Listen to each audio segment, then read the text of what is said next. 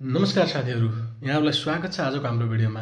आज भने हामी कुरा गर्दैछौँ अहिलेको निकै नै चर्चित दक्षिण भारतीय चलचित्र कुबेराको बारेमा, जसमा मुख्य भूमिकामा रहेका छन् धनुष, नागार्जुन, रश्मिका मण्डना र जिम श्रोफ। तपाईले हेर्नुपर्छ कि पर्दा पछाडिको यो कथा कतिको फरक र गहिरो छ। कुबेरा एक क्राइम ड्रामा हो जसले समाज, पैसा र नैतिकताको गहिरो प्रश्न उठाउँछ। फिल्ममा कथाको सुरुवात हुन्छ मुम्बई शहरमा, जहाँ एक धनी व्यवसायी र एक पूर्व सीबीआई अफिसर मिलेर तेलको व्यापार र त्योसँग जोडिएको शक्ति कब्जा गर्ने योजना बनाउँछन्।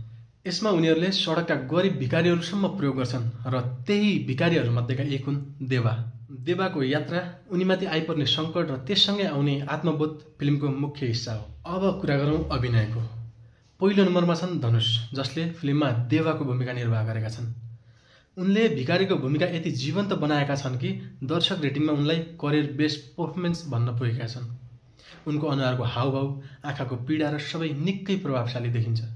दोस्रोमा छन् नागार्जुन, जसले एक पूर्व सीबीआई अधिकारीको गहिरो भूमिका र थोरै सम्बन्धमा पनि दर्शकलाई बाँधेर राख्छन्। तेस्रोमा छिन् रश्मिका मण्डना, जुन फिल्ममा समीराको भूमिकामा छिन्। फिल्ममा उनको भूमिका छोटो भए पनि दमदार छ।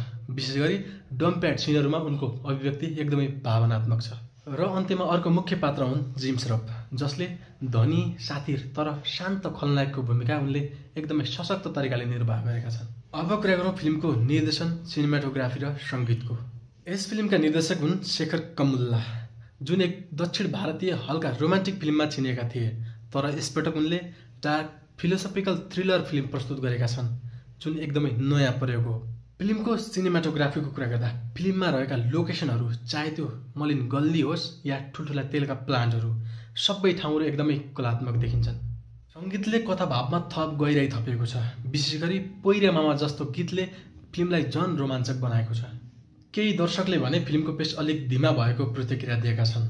3 घण्टा लामो चलचित्र भएकोले फिल्ममा केही दृश्यहरू अनावश्यक लाग्न सक्छन्, तर फिल्मको अन्तिम भागतिर कथा भने गहिरो छ। कुबेरा एक गहिरो सामाजिक कथा हो, जुन तपाईले एकपटक हेर्नै पर्छ।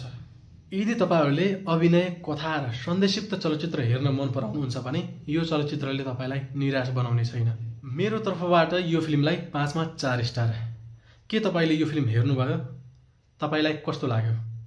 कृपया आफ्नो विचार कमेन्ट बक्समा लेख्नुहोला। आजको हाम्रो भिडियो तपाईँलाई मन पर्यो भने कृपया लाइक, कमेन्ट, सेयर र सब्सक्राइब गरेर साथ दिनुहोला। अर्को भिडियोमा फेरि भेटौँला। त्यतिन्जेलसम्मका लागि नमस्कार, धन्यवाद।